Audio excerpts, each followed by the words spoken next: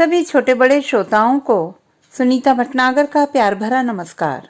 Audio stories के हमारे channel कहानी जगत में आप सभी का स्वागत है।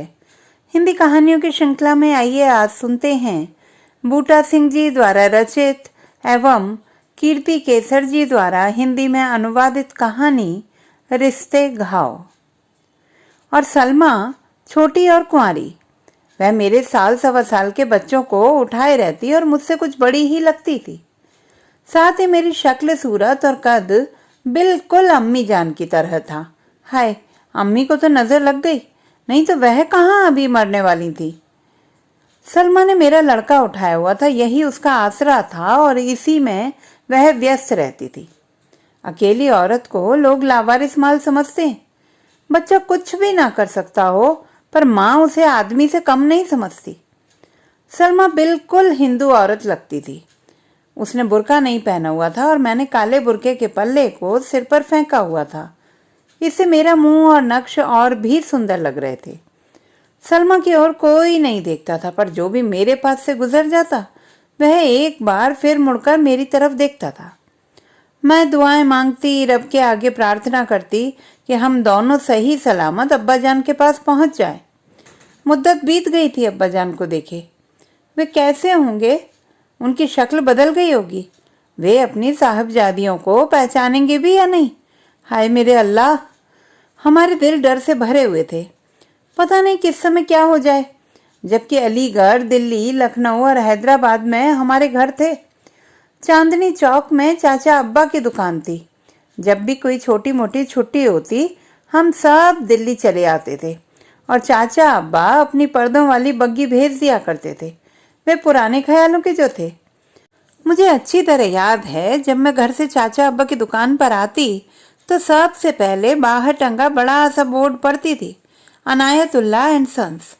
चाचा अब्बा मुझे देखते ही कुर्सी से हिल जाते। उन्हें ग्राहकों का ख्याल नहीं रहता और कहते, मेरी बेटी नईम आ गई। वे मुझे अपने पास बैठाते, प्यार करते और रुपया निकाल कर कहते, मेरी बेटी नईम क्या खाएगी, कुल्फी या फालूदा? यह देख मेरे साथ आया उनका बेटा अकरम नाराज हो जाता। पता नहीं क्यों। क्या पता था कि मैंने अकरम की ही बीवी बनना है।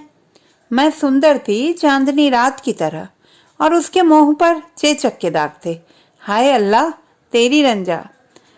दिल्ली, लखनऊ, अलीगढ़ हमारे घर थे। अब सब पराए हो गए हैं। मुझे कोई आंखें बांध कर भी छोड़ देता तो भी अब्बा की दुकान ढूंढती पहुंच जाती। सुना है अब उस दुकान पर ओम बूट हाउस का बोर्ड लगा है। अब सारी दुनिया पराई लगती है। विलाप करने के सिवा और कोई कर भी क्या सकता है? छोड़ी हुई जगह भूलती भी तो नहीं। जब स्वप्न में वे स्थान आते हैं तो डर से रूह भी कांप जाती है, जैसे किसी अजीज की रूह मिल गई हो। मेरे अब्बा जान डॉक्टर असलम अलीगढ़ विश्वविद्यालय में प्रोफेसर थे। पता नहीं हम 5 भाई बहन कैसे पैदा हो गए। हमने कभी अब्बा जान को अम्मी जान के साथ हंसते हुए नहीं देखा था। हर समय पढ़ाई, हर समय लिखाई। यदि कभी अम्मी जान कहती, खान साहेब चाय तैयार है, तब वे अम्मी जान की तरफ देख ऐसे हाँ कहते जैसे ऊँग रहे हों। कई बार हमारी अम्मी जान को हंसी आ जाती और अधिकतर गुस्सा, और वह तमक कर कहती, खान साहेब नवाबजादी ने कुछ कहा है? हाँ हाँ, क्या? बेगम आओ बैठो, मैं आपको कब से याद कर रहा हूँ। छोड़ो भी, मैं हुई आपके घर की खरीदी हुई बांदी। आखिर मौत के दिन तो पूरे करने हुए ना।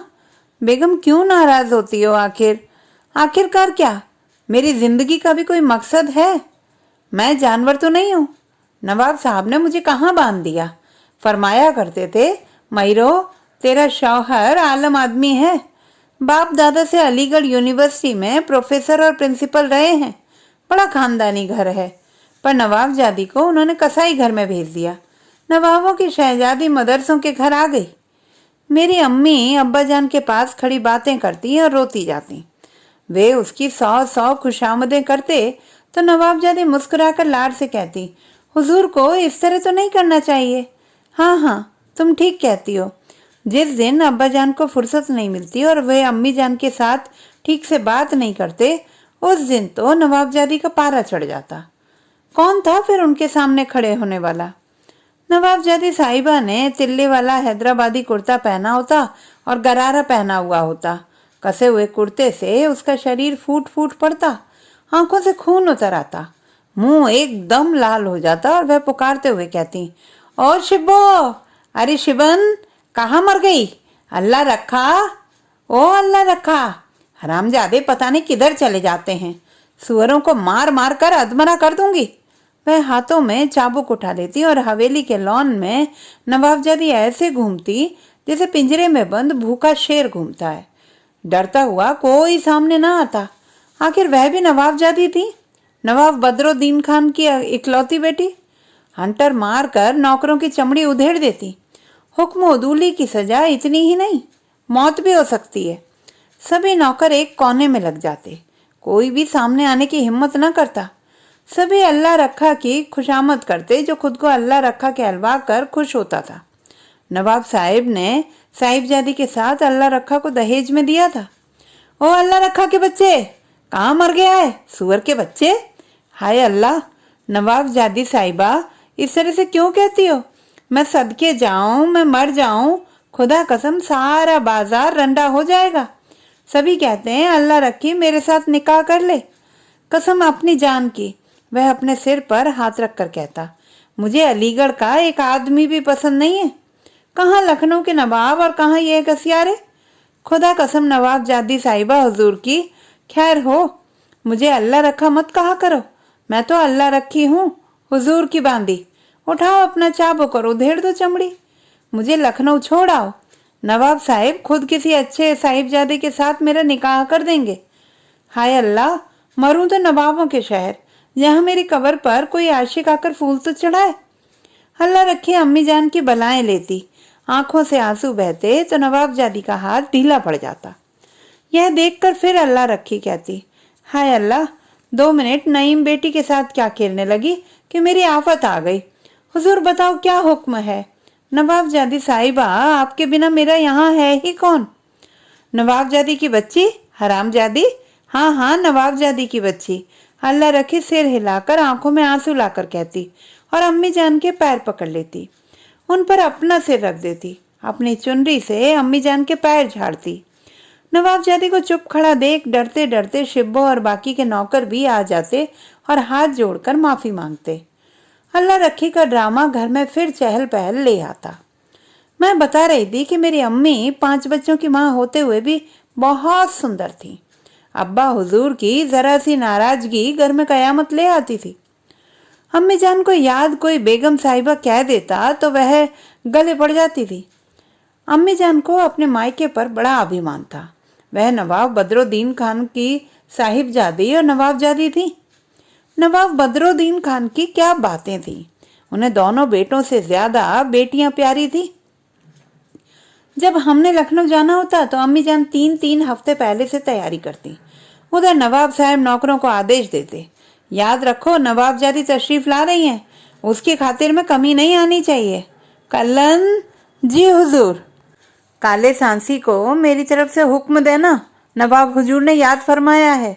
जंगली तीतरों का इंतजाम कर ले, नवाबजादी तशरीफ ला रही हैं। कल्लू को हुक्म कर दो कि हर दूसरे दिन 2 दर्जन बटेर लाए। हाँ हाँ, एक बात और सुनो, सारे काम भूल मत जाना। सरदार जाफर को कहना नवाबजादी आ रही हैं, मुर्गाबिये जरूर भिजवा दे। 1 आध हिरन जंगली मुर्गे मिल जाएं तो बहुत अच्छा है।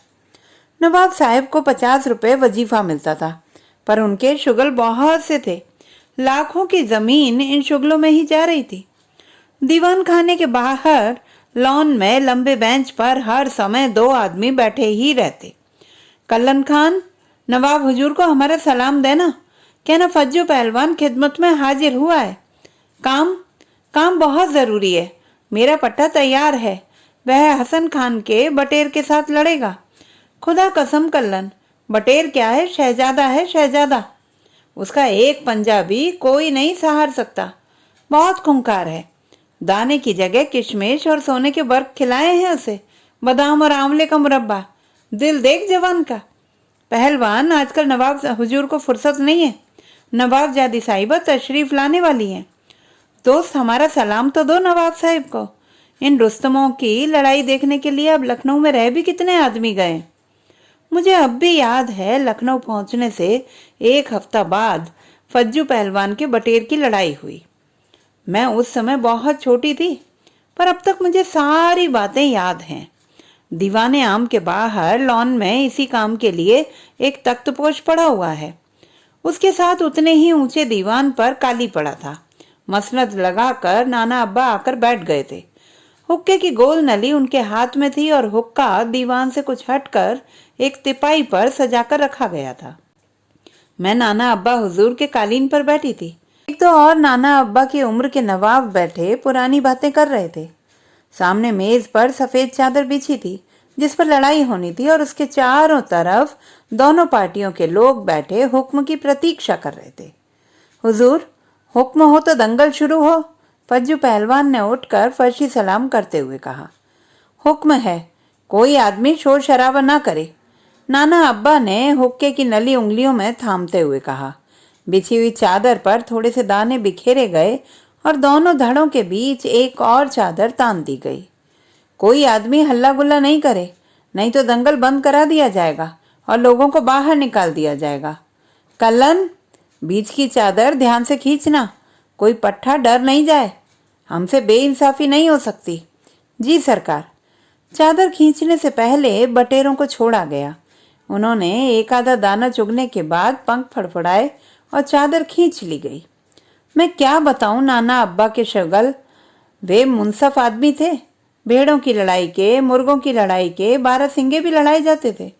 बटेरबाज से लेकर कबूतरबाज तक सभी नाना अब्बा के हुजूर में सलाम करने आते। चाय शरबत चलते रहते, पर क्या मजाल कोई नाना अब्बा के हुक्के को हाथ भी लगा जाए।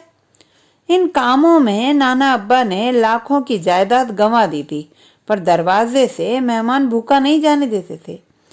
मेरे अब्बा जान डॉक्टर असलम साहिब को नाना अब्बा के साथ बहुत चिढ़ती, पर मेरी माँ अपने अब्बा जान पर फक्र करती थी। वह नवाबजादी जो थी, पर अभी नवाबजादी को दुख के दिन देखने बाकी थे। अलीगढ़ वाली हवेली भी एक केंद्र बन गई थी। जो भी आता यही पूछता, डॉक्टर साहब कहाँ हैं? काम उन्हीं के साथ है। नवाबजादी इतने फजूल आदमियों की आओ भगत से खींच जाती और पूछती, खान साहब ये लोग कौन हैं? बेगम हर बात औरतों को बताने वाली नहीं होती, तुम अपना काम किया करो। हमारी अम्मी को बहुत गुस्सा आता, पर उसकी पेश चलती नहीं थी। हमारे घर में मीटिंगें होती, खुफिया आदमी आते, पर पता कुछ नहीं लगता। रावलपिंडी जल रहा है, लाहौर आग लगी हुई है, हिंदू सिख घर छोड़ छोड़ कर भाग रहे हैं। मुसलमानों के दुश्मन बस सिख हैं, सिख। इन पर काबू पा लिया तो सारा पंजाब हाथ में आ जाएगा। जैसे जैसे ये खबरें आती, अब्बा जान के मुंह पर निखार आ जाता। उन्होंने अपनी हवेली के आसपास ही नहीं, मोहल्ले के आसपास भी किलाबंदी करवा दी। जालंधर, लुधियाना, अमृतसर सभी सिखों ने उजाड़ दिए, बुरके फाड़ दिए गए, स्त्रियों का सतीत्व नष्ट कर दिया गया। हाय हाय, छातियां काट दी गईं, नंगे जुलूस, तौबा तौबा। मेरे अब्बा के माथे पर पसीना आ गया और उन्होंने हवेली की खिड़की में खड़े होकर विश्वविद्यालय की बड़ी बड़ी मीनारों को देखकर एक लंबा सांस लिया। एक खबर आई, दिल्ली में गड़बड़ हो गई है। पहाड़गंज, चांदनी चौक सभी को साफ कर दिया गया है। यह सुनकर अब्बा जान को महसूस हुआ कि उनकी सारी स्कीमें फेल हो गई हैं। उन्होंने अपने कब्र को अपने हाथों खोदा है। अम्मी जान को अपना श्रृंगार भूल गया और वह भागकर अब्बा जान के गले लगकर रोने लगी। हुजूर को ये क्या होता जा रहा है? आप बोलते क्यों नहीं? लड़कियां जवान हैं, लड़के जवान हैं। सुना है लाहौर की तरफ से आए सिख मुसलमानों की लड़कियों को नहीं छोड़ते, लड़कों को झटका देते हैं। किसी की कोई पेश नहीं जा रही। ये वैशी कौम कहाँ से आ गई? अब्बा जान चुप थे, बिल्कुल चुप। उनके माथे पर पसीना आ रहा था। सभी बच्चे उनके आस-पास बैठे थे। अल्लाह रखी एक कोने में बैठी रो रही थी। शिबन पता नहीं कहाँ चली गई थी। घर कब्रिस्तान बन गया था। नौकर ने चाय तैयार की, वह पड़ी पड़ी ठंडी हो गई। सुबह का खाना भी पड़ा हुआ था। ऐसा लग रहा था कि जैसे रात होते ही घर में डाका पड़ गया हो। इतने में अल्लाह रखी दौड़ी दौड़ी अंदर आई। हुजूर की खैर हो, दिल्ली से एक आदमी आया है, वह जनाब को मिलना चाहता है, कहता है काम हुजूर को ही बताएगा। उसे अंदर ले आओ। जो आदमी अंदर आया उसे हम सभी जानते थे। आदमी चाचा अब्बा का विश्वास पात्र नौकर था। ऐसा लग रहा था कि वह जान पर खेल कर हम तक पहुंचा था। उसने अब्बा हुजूर को सलाम करते हुए कहा, खान साहब ने ये चिट्ठी दी है, मुझे जल्दी वापस जाना है। दिल्ली वाले अपनी जान बचाकर कसम पुरसी की हालत में हुमायूं के मकबरे में पनाह ले रहे हैं। चिट्ठी में लिखा था, नवाबजादी साहिबा और बच्चों को लेकर जल्दी पहुंच जाओ। हमारा काफिला कराची जाने वाला है। बच्चे हवाई जहाज में पहुंच चुके हैं। दिल्ली बर्बाद हो गई है। सिख क्या मुसलमान को खा रहा है। रिश्वत बहुत चल रही है। कराची पहुंचने के लिए हवाई जहाज का इंतजाम कर लिया गया है। आदमी चला गया तो हमारे घर मातम छा गया। अब्बा जान का दिमाग अनेक प्रकार के विचारों से भर गया था। वे चुप थे जैसे सख्ता मार गया हो। हम बेघर हो चले थे। जलावतन किए जा रहे थे। सिख मुसलमानों के मुकाबले पर छातियां काट दी गईं, बुरके फाड़ दिए गए, कतारों में नंगी खड़ी की गईं मेरी साहबजादियां, मेरी बेगम, यह सब मेरे अमाल नामे हैं। अब्बाजान हवेली की खिड़की में खड़े होकर बाहर की ओर देख रहे थे। उन्हें ऐसा महसूस हो रहा था जैसे यूनिवर्सिटी की एक मीनार अपने आप गिर गई हो। फिर उनकी निगाह यूनिवर्सिटी के प्रांगण में गई, जहां सर सैयद अहमद खान के मजार से कुछ हटकर उनके दादा जान और अब्बा साहिब की कब्रें बनी हुई थी। उन्हें लगा कब्रों में से मिट्टी उड़ रही है। उस मिट्टी ने अनेक व्यक्तित्वों का रूप धारण कर लिया था। अब्बा जान ने इन शख्सियतों के बारे में हमें कराची में भी पत्र डाला था और लिखा था कि मैं बाप दादा की जमीन से अलग नहीं हो सकता। पता नहीं इन रूहों ने अब्बा हुजूर से क्या बातें की थी। फिर खिड़की से अपना मुंह घुमाकर उन्होंने हुक्म दिया, सभी तैयार हो जाओ, बुरके उतार देना, कोई मुसल्ला या लाटा न उठाए। अलीगढ़ से हमें चोरों की तरह निकलना होगा। बसीर, जी हुजूर, तुम मोटर तैयार करो। बेगम, साहबजादियों, लड़कों को लेकर तुम भाई साहब के पास दिल्ली पहुंचो। रास्ते में नहीं ठहरना, रात को वापस पहुंचना होगा। मैं तेरी इंतजार करूंगा। शाबाश मेरे बहादुर बच्चे। और हुजूर, नवाबजादी ने तरले से भरी आवाज में कहा, मैं भी पहुंचूंगा। मैं हुजूर के बिना नहीं जा सकती। देखो बेगम, इन 20 वर्षों में मैंने आपको कभी कोई हुक्म नहीं दिया। आज डॉक्टर आलम हुक्म दे रहा है, तुम तैयार हो जाओ। जिद नहीं करो, यह रुपए संभालो, आपके काम आएंगे। नवाबजादी ने घुटनों के बल खड़े होकर अब्बा हुजूर का हाथ चूमा और आंसू बहाते हुए कहा, मेरे आका, बांदी को धोखा मत देना। यह नवाबजादी नहीं, फकीरजादी दरखास्त करती है। हुजूर के बिना मैं जिंदा नहीं रह सकती। मुझे अपने हाथों से मार दो। कौन है जनाब को पूछने वाला। माँ की इन बातों ने सभी को रुला दिया। बेगम उठो। अब्बा ने नवाबजादी को दोनों कंधों से पकड़कर उठाया और हमारे सामने ही उन्हें गले लगा लिया। मेरी अम्मा का माथा चूम लिया। पता नहीं इस चुंबन में कितनी तलखी थी और कितने सुकून थे। हमने दिल्ली से अब्बाजान को कितनी ही चिट्ठियां डाली, कितने पैगाम भेजे, पर वे नहीं आए और न ही कोई जवाब आया। दिल्ली से जाते समय मेरी अम्मी फूट फूट कर रोईं। महबूब इलाही के मजार शरीफ की तरफ मुंह करके उन्होंने अपने शौहर के लिए दुआ मांगी, 100 सजदे किए और दिल्ली की खाक को सिर पर लगाकर रोते हुए कहा, नवाबजादी फकीरजादी हो गई है। हे खुदा। कराची पहुंचते ही हमें अच्छा मकान मिल गया। भाई असगर की कॉलेज में नौकरी लग गई। हम सभी पाठशाला जाने लगे। हम उदास थे मगर खुश भी। अब हमें कोई सिख सता नहीं सकता था। सिखों की भयानक बातें सुनकर कई बार मैं सोते सोते चीखने लगती थी। अम्मी जान सुबह नमाज पढ़ती तो दुआ करती। उसकी आंखों से आंसू बहने लगते। या अल्लाह, मेरे डॉक्टर साहब की खैर हो, मेरा सुहाग कायम रहे। अम्मी ने खाना पीना छोड़ दिया। कुछ महीनों में ही कनपटियों पर उनके बाल सफेद हो गए। वह हर हफ्ते अब्बा जान को खत लिखती, तार डलवाती, पर कोई जवाब नहीं मिला। अम्मी जान पागल सी विलाप करती, कपड़े फाड़ देती और भिखमंगों की तरह हाथ फैला फैला कर डॉक्टर असलम की खैरियत के लिए दुआ मांगती। कितनी बार अब्बा हुजूर को लिखा था, डॉक्टर साहब, खुदा के दरवाजे सदा खुले हुए हैं। मैं हशर के दिन हुजूर का दामन पकड़कर पुलिस रात की कठिन घाटी आंखें मींच कर पार कर जाऊंगी। मेरे रहबर मेरे साथ होगा। क्या मेरी जिंदगी में हुजूर के न्याज हासिल नहीं हो सकते? मैं हुजूर की बांदी हूँ।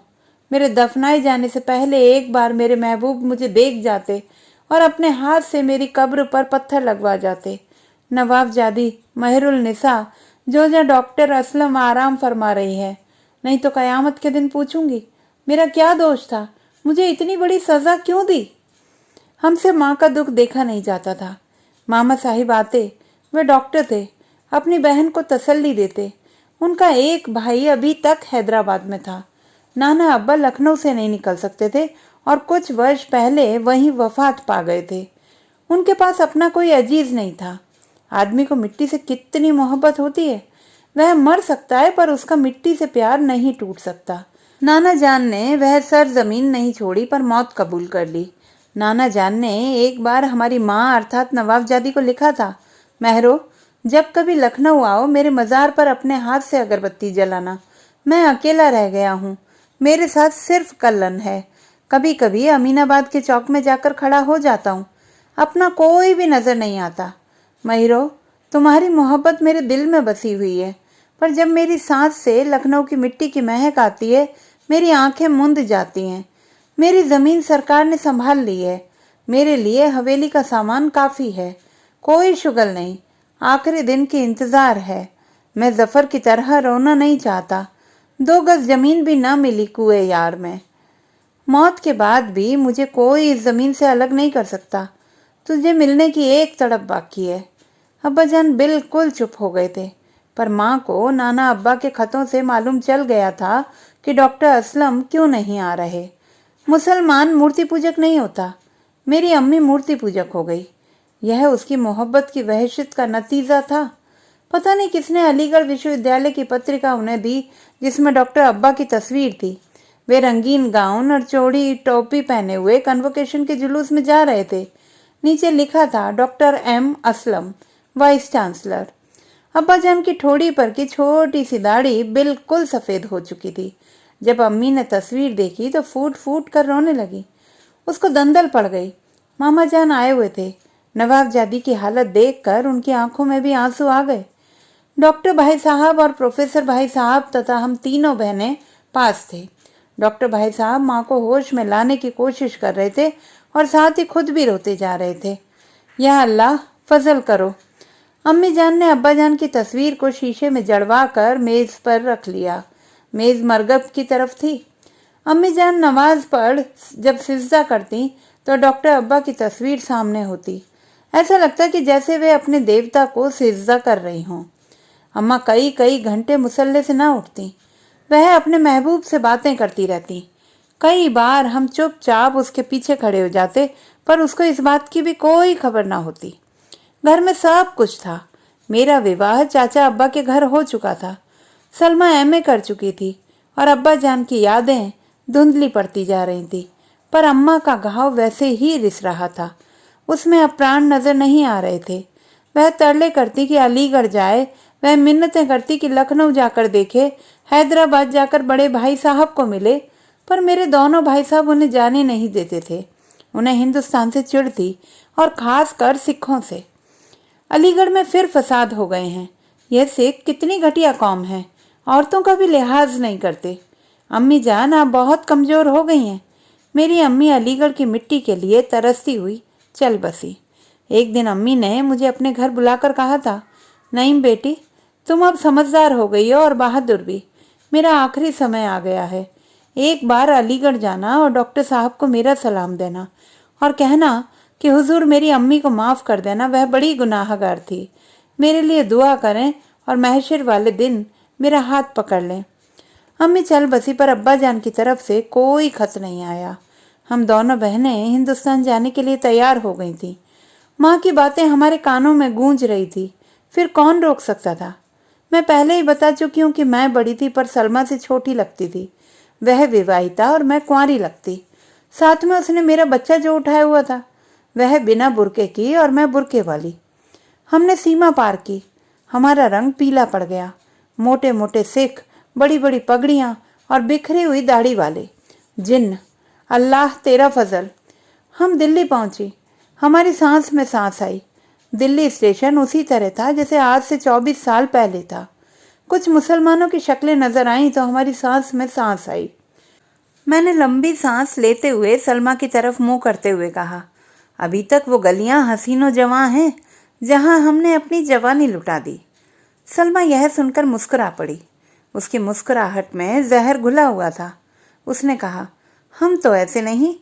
अभी तक वो गलियां हसीनो जवां हैं जहां हमने अपने ही बचपन को खोया है। हम बहुत खुश थे कि अलीगढ़ के स्टेशन पर अब्बा हुजूर हमें लेने के लिए आए होंगे, पर वे कहीं नजर नहीं आए। हमारे पास आकर एक बूढ़े से मुसलमान ने पूछा, बेटी नईम है? हाँ हाँ। और वह रोता हुआ हमारे सिरों पर हाथ फेरता रहा। बिस्मिल्लाह बिस्मिल्लाह, मेरी बेटियां आ गई हैं। यह हमारा पुराना नौकर बसीर था जो अब काफी बूढ़ा हो चुका था। खान साहिब आपका इंतजार कर रहे हैं, वे स्टेशन पर नहीं आ सकते। हम बहुत खुश थीं, वर्षों बाद अपने घर आई थीं। अब्बा हुजूर अंदर थे और हमारा मन कर रहा था कि दौड़कर जाएं और उन्हें बाहों में ले लें। हम अंदर गईं तो डर गईं। हमारे रंग पीले पड़ गए। अब्बा हुजूर के बिल्कुल पास एक सिख खड़ा हुआ था और उसके साथ एक सुंदर सी लड़की। अब्बा हुजूर ने हमें कसकर गले से लगा लिया और सरदार की तरफ इशारा करते हुए कहा, मेरे मुहाफिज और अपने भाई साहब जोगिंदर सिंह से मिलो। हम हिल न सकी, पर सरदार जी ने हमारे सिरों पर प्यार दिया और उनके पास खड़ी बीवी ने हम दोनों बहनों को गले लगाते हुए कहा, हम कितने दिनों से आपका इंतजार कर रहे थे। आओ मेरे बेटे, अपनी मामी के पास आओ, मेरे बेटे को उठाते हुए उसने कहा था। तो दोस्तों, ये थी हमारी आज की कहानी। आपको कैसी लगी कमेंट बॉक्स में लिखना ना भूलें। चैनल को सब्सक्राइब करें, लाइक करें और मित्रों के साथ शेयर करें।